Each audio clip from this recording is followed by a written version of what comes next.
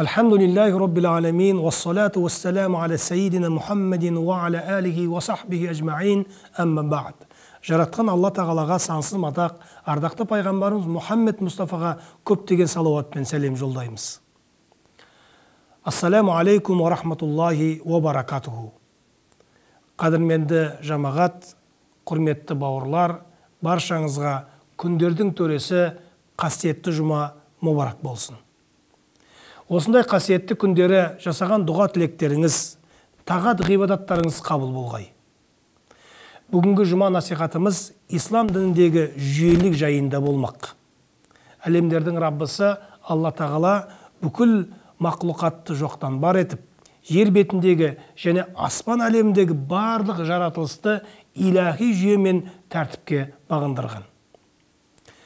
Міне, осы тәртіппен аспан әлеміндегі планеталар, жарқыраған жұлдыздар бір-бірімен қақтығыспай, миллиардтаған жылдар бойы орасан жылдамдықпен қозғалыс үстінде келеді. Бұл турасында Алла Тағала қасиетті Құранда Ясин сүресі 37-40 аяттарда былай деген. وَآيَةٌ لَهُمُ اللَّيْلُ نَسْلَخُ مِنْهُ النَّهَارَ فَإِذَا هُمْ مُظْلِمُونَ وَالشَّمْسُ تَجْرِي لِمُسْتَقَرٍّ لَهَا ذَلِكَ تَقْدِيرُ الْعَزِيزِ الْعَلِيمِ وَالْقَمَرَ قدرناه منازل حتى عاد كالعرجون القديم لا الشمس ينبغي لها أن تدرك القمر ولا الليل سابق النهار وكل في فلك يسبحون. Олар үшін түн белгі, одан күндізді ажыратамыз. Сонда олар қараңғылықта қалады. Сондай-ақ күн белгіленген көлемінде жүреді. Міне бұл аса үстем, әрбір нәрсені білуші Алланың өлшеуі. Сонымен қатар айдың орындарында ескі құрманың қураған бұтағындай болғанға дейін өлшеп қойдық. Күннің айға жетуі мүмкін емес, және түнде күндізден ілгерілемейді. Барлығы көкте жүзеді. Алланың жаратылыстарының барлығы осындай керемет жүйеліктен тұрғанда, сол жаратылыстарының ішіндегі ең көркемі деп танылған адам баласының өмірі әрбір атқаратын ісі белгілі бір тәртіп пен жүйеге негізделуі тиіс. Дінімізде мұсылман адамның құлшылығы, басқа адамдармен қарым-қатынасы, мінез құлқы сынды барлық істері жүйеден тұрады. Мысалға, намаз құлшылығын алайық. Намазға дайындалып, дәрет алғанда әр ағзамыз өз тәртібімен жуылады. Намаз уақыты кіргенде азан айтылуы қажет. Азан намаз уақытынан кешіктірілмейді және ерте айтылмайды. Азанның өзінің арнаулы сөздері бар. Оған басқа сөздерді қосуға не белгіленген сөздерді алып тастауға болмайды. Намаздың өзі арнайы белгіленген уақытта, белгіленген ракаттармен оқылады. Құлақ қағумен басталып, сәлеммен аяқталады. Ендеше намаздың өзі бастан аяқ тәртіппен жүйеден тұрады. Парыз намаздарында саптардың біркелкі болуына аса мән беріледі. Ардақты пайғамбарымыз оған Алланың салауаты менен сәлем болсын хадисінде «Сауу суфуфакум фа инна тасуята саффи мин тамамис сала». Саптарыңды түзеңдер, өйткені расында сапты түзеу намаздың кәмілдігінің белгілерінен деп айтқан. Бұхари мен Мүслим риуаят еткен. Намаздағы сап аяқ ұштарымен бір қатар түзу әрі тығыз болуы шарт. Ибн Омардан келген хадисте былай делінген: саптарыңда мұқият болыңдар, бір-біріңе иықтарыңды тигізіп тұрыңдар, араларыңдағы бос орынды толтырыңдар. Бауырларыңның қолдарына жол беріңдер. Кім сапты толтырса, Алла оған сауап жазады, ал кім сапты үзсе, онымен Алла мейірімін үзеді деген. Намазда ең бірінші болып имам, ал оның артынан ер адамдар, кейін балалар, соңында әйелдер тұрады. Имамға үйіп оқылатын намаздарда жамағат іс-қимылдарында имамнан озып кетулеріне болмайды. Міне осы айтылған тәртіптер намаздың дұрыс орындалуы үшін айтылған. Сол секілді ораза ғибадатына мән берер болсақ, оразаның өзі айлардың ішінде белгіленген арнайы айда ұсталады. Ораза ұстаушы белгілі уақытта ауыз бекітіп, белгілі уақытта ашуы тиіс. Зекетті де нисап мөлшеріне жеткен кезде ғана дүние мүліктің белгілі бір мөлшерін арнайы уақытта береді. Қажылық ғибадатта арнайы шарттармен белгілі уақытта арнайы жерде орындалады. Алла тағаланың парыз еткен ғибадаттарындағы осындай жүйелілік біздер үшін үлкен тәрбие, таптырмас жоспар екенін ұғынуымыз керек. Себебі мұсылман адамның бүкіл өмірі тәртіппен жүйеден тұру қажет. Дініміз исламда қамтылған үкімдер адамдардың өмірін игілікке бастап, оны жүйелеп, ақ пен қараны ажыратуды үйретіп, шынайы бақытқа жол сілтейді. Жүрегіне иман ұялаған адам сөзі мен ісінен тек шындық көрініс табады. Алланың берген әр уақытын бағалап, оны пайдасыз істермен бос жіберіп алмауға тырысады. Мұсылман адам өз өмірін жүйелеу үшін мынандай істерге мән берген жөн. Бірінші, мақсатты болу. Мақсат деп адам баласы қол жеткізуге ұмтылатын межесін айтамыз. Ол тек арман не қиял ғана болып қалмай, мақсат адам баласын ұмтылыс пен әрекетке жету үшін алып келу керек. Мақсатсыз адам желкенсіз кеме тәрізді. Немесе мақсатсыз адам қанатсыз құсқа тең деп айтылғандай, мақсаты жоқ адамның өмірі де мәнсіз болмақ. Аз ғұмыр кешсе де елінің қамын ойлаған Сұлтан Махмұд Торайғыров бабамыз «Шәкірт ой» атты өлеңінде қараңғы қазақ көгіне өрмелеп шығып күн болам, қараңғылықтың көгіне күн болмағанда кім болам деп өзінің мақсатының қаншалықты биік екендігін көрсетеді. Ғазиз пайғамбарымыз, оған Алланың салауаты мен сәлемі болсын, «Фәизә сәәлтумулла фәсәлухул фирдауса». Алладан сұрасаңдар, фирдаус сұраңдар деп, мұсылман адамның мақсаты әркез биік болу керектігін үйреткен. Себебі фирдаус жәннаттың ең жоғарғы дәрежесі болып табылады. Адам өз алдына ұлы мақсат қоя білгенде ғана өміріне мән кіріп, жасайтын амалдары да соншалықты көркем болады.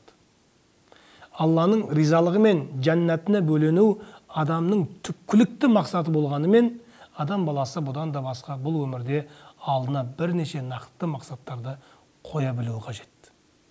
Ол мақсаттар діни, рухани болумен қатар дүниелік мақсаттарға құрылуы тиіс. Дінімізде бұған тыйым салынбаған. Екінші, жоспар құру. Мұсылман адамның дүниелік және ақыреттік істерін реттеп, жоспарлауы амалдарымыздың сапалы әрі тұрақты болуына өз септігін тигізеді. Жоспардың барысымен жүретін адам әрбір уақытын бос жібермей, әр сәтте не істеу керектігін білетін болады. Жоспар құрудың маңыздылығын Жүсіп пайғамбардың қиссасынан байқауымызға болады. Жүсіп пайғамбардың қиссасында сол дәуірдегі патша түс көріп, оны уәзірлеріне баяндап былай дейді: патша түсімде 7 семіз сиырды, 7 арық сиыр жеп жатқан және 7 жасыл сабақтар тағы солай қурағанын көрдім.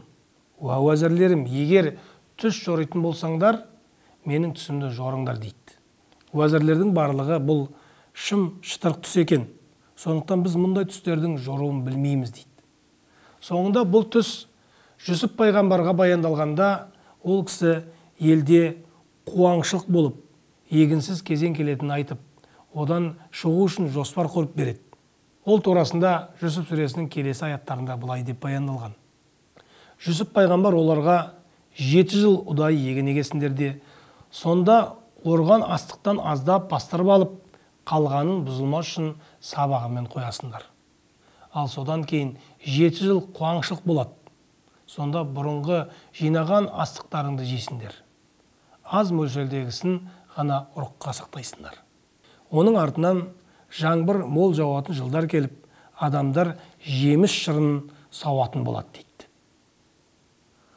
Ендеше істі орындамас бұрын Алла тағаладан жәрдем сұрай отырып, келешекке жоспар құру әрбір адам үшін, қоғам үшін де аса маңызды. Үшінші, уақытты игеру. Мұсылман адам Алланың берген әр сәтін пайдалы іске жұмсауға тырысады. Пайғамбарымыз, оған Алланың салауаты мен сәлемі болсын, хадисінде «Ниъматани мағбунун فيهما كثير من الناس الصحة والفراغ. Көптеген адамдар екі нығметті бағалай алмайды. Олар денсаулық пен бос уақыт деп айтқан. Өмірдің өзі уақыттан тұратын ескерсек, уақытын пайдасыз істермен өткізген адамның өмірі де бос өтеді. Осы себепті де дүниеден өтер алдында көп адамдар уақытты жақсылық амалдарсыз текке өткізіп алғандығына өкініп, былай деп тілейтіндігі айтылған. Олардың біріне өлім келе қалса, Раббым, дүниеге қайтара көр. Бәлкім мен қалдырған дүниемде жақсылық амалдар істермін дейді. Хазіреті Омар, Алла ол кісіге разы болсын, 4 нәрсе кері қайтарылмайды деген. Олар: бірінші атылған оқ, екінші жұмсалған ақша, үшінші қолға түскен мүмкіндік, төртінші өткен уақыт пен өмір. Ақыреттен үміті бар әрбір адам өз уақытын бос істермен өткізбеуді қадағалауы тиіс. Әсіресе уақыттың жауы болған бос сөз, орынсыз қалжың, пайдасыз дүниелерді қарау сынды тағы басқа істерден аса сақ болған жөн. Халқымыздың ақиық ақыны Мұқағали Мақатаев: уақытты тоқтатар шамаң бар ма? Бәрі өтеді, дәуірлер, замандарда. Менің жаным ашиды мына өмірді өтпейтіндей көретін адамдарға деген екен. Ендеше біздерге берілген әр уақытты алдымызға қойған биік мақсаттарға қол жеткізу үшін пайдалы әрі сауапты істерге жұмсай білуіміз қажет. Өзінің мақсатын біліп, әрі оған жету үшін жоспар құратын адам өмірін жоспарсыз өткізетін адаммен салыстырғанда көптеген оң нәтижелерге қол жеткізеді. Төртінші, өзінен өзі есеп алу. Өзін өзі есепке алу дегеніміз адамның күнделікте жасаған істерін саралап отыру. Атқарған істері жақсылық пен ізгілікке толы болса, жалғастырып, одан әрі кемелдендіру тиіс. Егер күнәлі істеген болса, онда істерден бойын аулақ ұстап, болашақта қайта оралмауы қажет. Қасиетті Құранда: «Я айюхаллазина аману аттақулла вал танзур нафсум ма қаддамат лиғад». О момындер, Алла тағаладан қорқыңдар, және әркім ертең үшін не дайындағанына қарасын деген. Хашр сүресінің 18-ші аятында. Хазіреті Омар, Алла ол кісіге разы болсын, есеп болудан бұрын өздеріңді есепке алыңдар. Өлшенбей тұрып, өздеріңді өлшеп алыңдар деп айтқан. Хакім Абай өзінің 15-ші қара сөзінде: егер де есті кісілердің қатарында болғың келсе, күнінде бір мәрте, болмаса жұмасында бір, ең болмаса айында бір өзіңнен өзің есеп ал. Сол алдыңғы есеп алғаннан бергі өмірді қалай өткіздің екен? Не білімге, не ақыретке, не дүниеге жарамды? Күніңде өзің өкінбестей қылықпен өткізіпсің. Жоқ болмаса, не қылып өткізгеніңді өзің де білмей қалыпсың деп айтқан. Атақты ғалым Суфиян ас-Саури: о адам баласы, бұл күндер міндетті түрде өтеді. Тіпті басым бөлігі өтіп кетті. Еш болмаса қалған өміріңнің қадірін біл деген екен.